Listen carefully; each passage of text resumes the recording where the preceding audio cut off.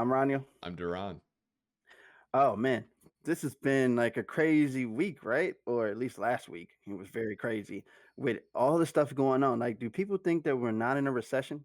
Like, do they not think that we were in a recession still since 2008? And then some people think that we're not going to be as worse as 2008. How can we not be as worse as 2008 if we're still in a recession since 2008?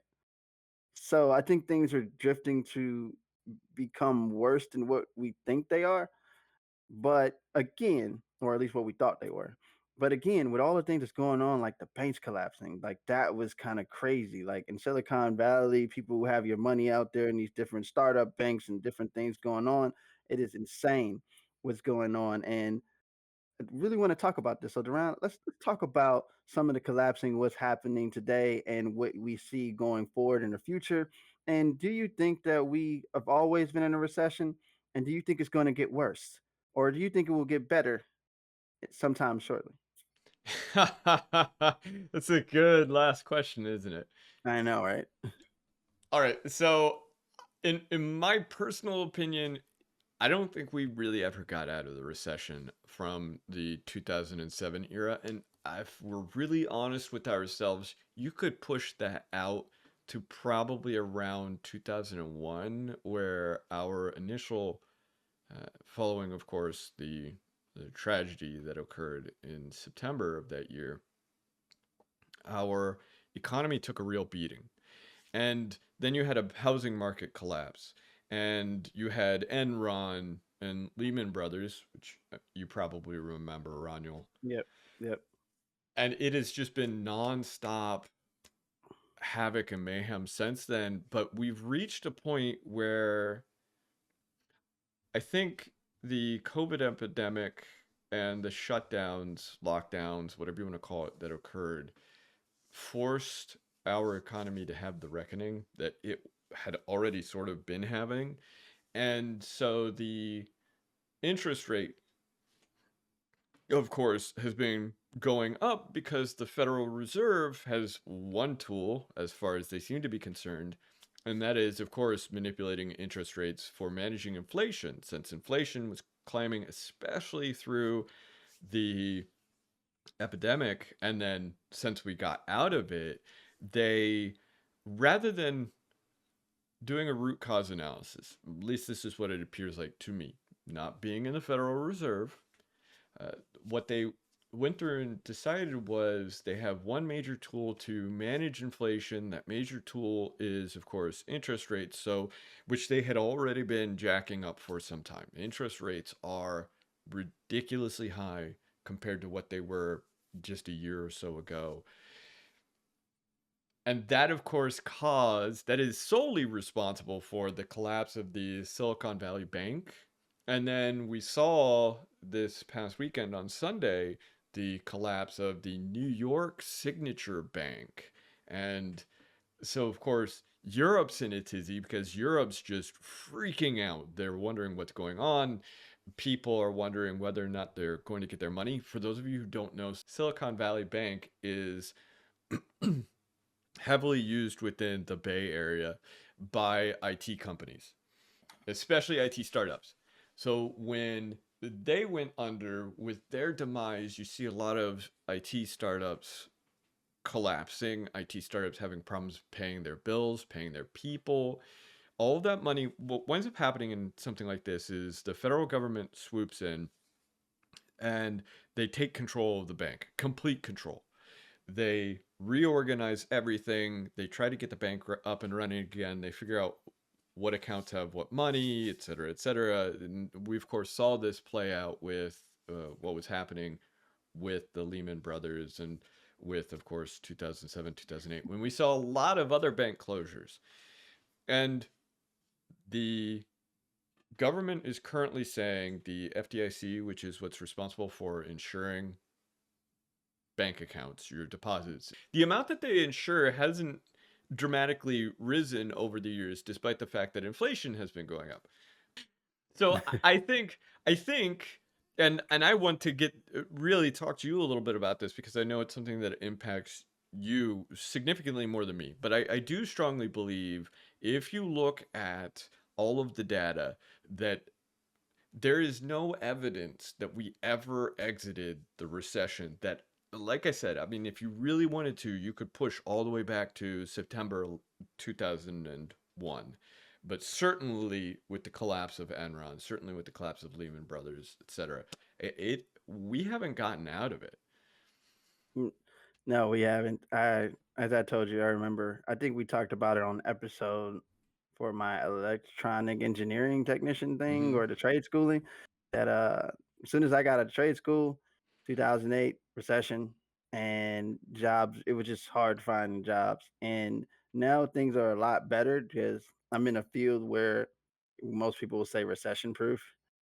I don't know how valid that may be, but as long as they're in attackers, I guess we're gonna always have a job. But again, just coming from that area and being able to flourish during that time in the field I wanted to get into, which is security or just an IT in general, was a big problem, which led up to the issues I have today.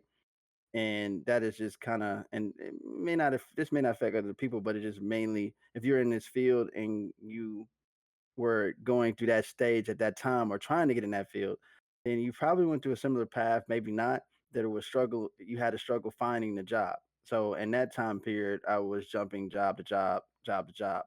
And most people, there's some people I know that's doing that now, since they got laid off, that they're trying to find other jobs. And most jobs are not hiring people.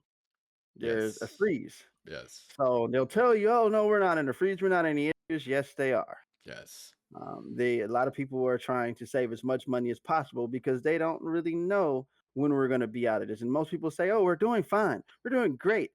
No, you're not. We all been through this before. We know what this was. I don't know if you guys remember when the what was it? How many people was it that Microsoft and Google and back at that time they let go? They Yes. let go of a lot of people. Yes. Yes. N- Yes. Yes. Yes. You know. Yes. There was what, 10,000 plus, and then Yep. another mass layoff, and Yep. So there's going to be a second coming of layoffs. I just feel it coming. If you know how this works, you know that there's some more layoffs coming. We're not getting out of this anytime soon. We're not even out of COVID. yeah. COVID is kind of starting to become a normal thing, maybe. And then next thing you know, we have some other variants coming out, and then it's stronger and crazier than that. So if you're thinking that we're gonna ever be out of a recession anytime soon, you have lost your freaking mind because we're not. And see, what I think a lot of people don't realize is much of this problem, this current problem. So the bank collapse was, in fact, entirely on the Fed. The Federal Reserve continuing to jack up interest rates, that is what caused the problem.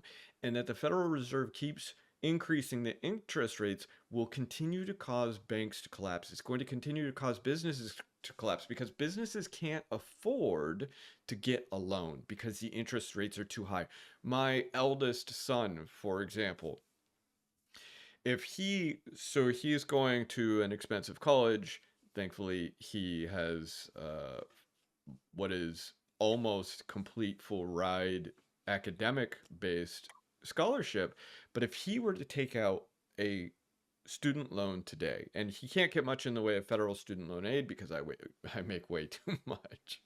Which, that's not me to brag. That's just saying Right, right, right. he's not getting anything from the federal government. In fact, the federal government told me they expect my family to do over $44,000 a year in his education loan. So they expect me to support his education with over $44,000 every single year, which is insane.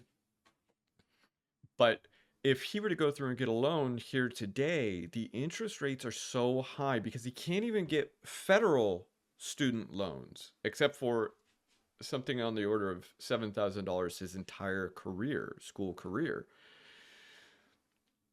Everything has to be private.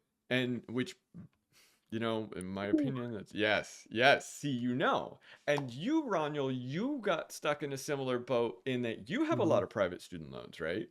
Oh yeah, they're bad, and I mean a lot of the private student loans go through Navient, Mm-hmm. and I can guarantee you that it's not worth it. That's why I tell people like if you can go other routes, it's better, especially with dealing with private loans. You can't get out of that, Yeah.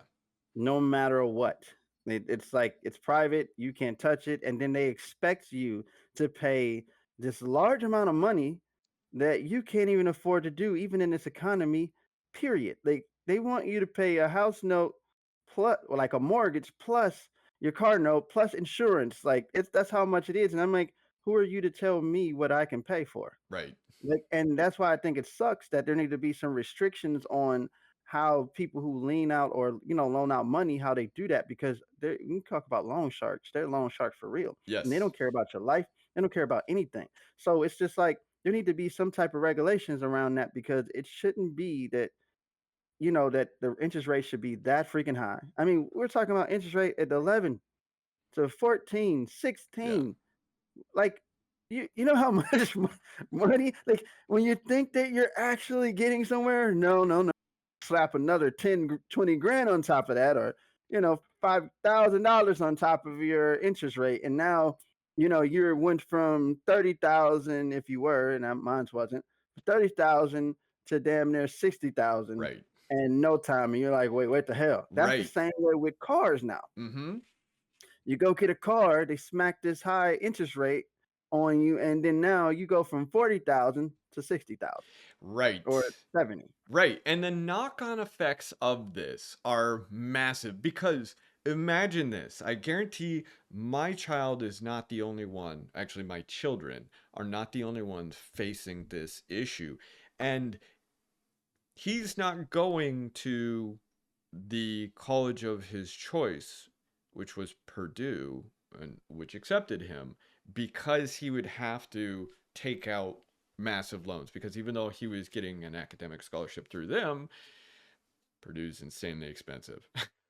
And Oh yeah. yes, so instead he's going to a different college, and it's a great college. And like I said, they gave him, he has a near full ride. The only thing he's paying for is housing and food, which is really nice, and I can handle that. That's fine, whatever. But imagine if I were not who I am, and if let's say I were a poor family, like my parents when I was younger, who were serving in the military my entire childhood, had very little money. They could not afford to help me pay for college, and they didn't. They couldn't. They didn't. And there is, at the price of colleges today, there is a high probability I could not and would not have gone to college had I not gone the route that I did. So think about, we've talked before about, I want to see more women in this field, and you want to see more women in this field because women are Yep. 50% of the population. It's an entire 50% of the population that I want. I want the brains. I want that intelligence, that passion and love and different way of thinking, right? Obviously, only if they want to be a part of the field. But if you are cutting people out because they cannot afford college, and college is necessary, we've talked about this before, you're not going to do well in this field if you don't have the fundamentals that college will give you. And you can say, oh, you'll learn them all on the job all you want, but you will not, especially not in security. Especially not in security. So I guess please. go ahead. No, Now I please. guess the best route where we're going, if they don't get it together, people are not going to be able to afford to go to college. Mm-hmm. And I guess the best route is nowadays is to use some of the free resources that are coming from colleges that teach computer science and stuff like that. I'm not saying it'll be the best, but I've actually tried some of those courses before, and they were pretty decent. But it's nothing like having an instructor in front of you. But at the same time, like I say, like nowadays, it's like, what do we do? What are other options? And I ain't gonna lie, YouTube is kind of starting to show. I'm not saying it's going to be promising, but a lot of people are learning a lot of things off of YouTube and going to do stuff. And there's something that we have to talk about later on in another episode. But there's some really, some genuine or genius things that are coming out of YouTube. But again, I still think being in a class setting Yes.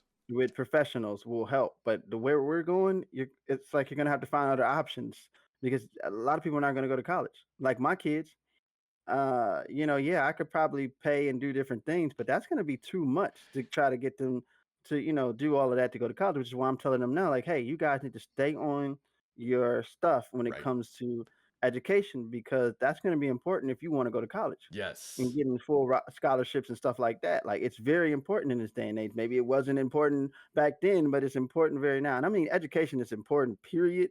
I'm just saying that you could have probably got away, and I got away with a lot of things back then, but now with everything being the way it is now it's going to be harder for the next generation and the generation to come. So going to have to find other ways to make it happen.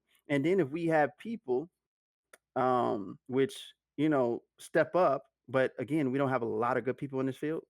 So we have really good people to step up and help train the next generation. We probably would see more women Mhm. and more, a lot more smarter people coming into this field. Yeah. Yeah, and that would be fantastic.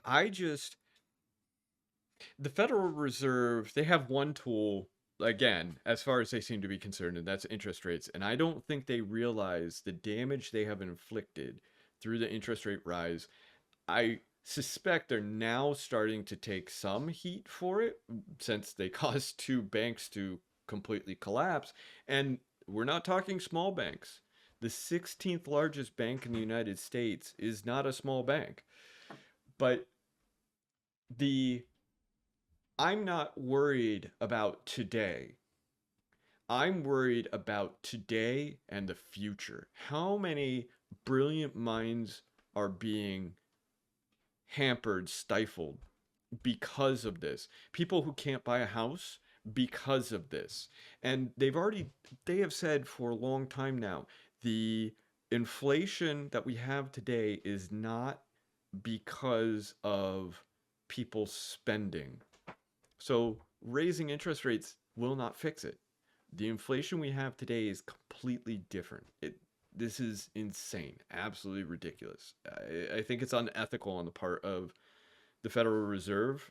Not that I think they care, but they are solely responsible for what happened. And you could say, yes, the bank made decisions, and the bank did make decisions, but if the interest rates were not doing what they are today, you wouldn't see that happening. And you wouldn't see the knock on to your everyday consumer who's trying to buy a house, who's trying to buy a car, who's trying to go to college. And the more you prevent them from going to college, or the longer you force them to wait, the more it hurts our economy.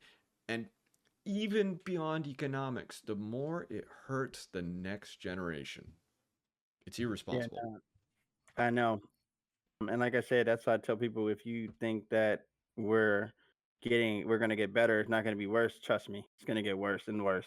And the next generation, the generation to come, are gonna go through a lot of different things than we went through or had to go through. So things are just getting out of hand, Yeah. and the government doesn't seem to care, or they say they do, but I don't see how they're gonna fix these things if they don't start trying to undo what they've done so far. But you know how they are. People are stubborn and foolish. Yeah. So I guess the biggest thing is to see how things will go in the future. But I'm gonna say again to all of you people out there that think that we are not gonna be any worse off, you are losing your mind. You're delusional. Okay, look at the signs. It's common sense. You've been through this before, and if you haven't been through this before, then this is new to you. Um, don't be naive. All right. Other than that, this is our time. I'm Roniel, I'm DaRon. and if you haven't already, please like, comment, and subscribe to our channel for more episodes like this one. Until the next time, Have fun. have fun. I have to say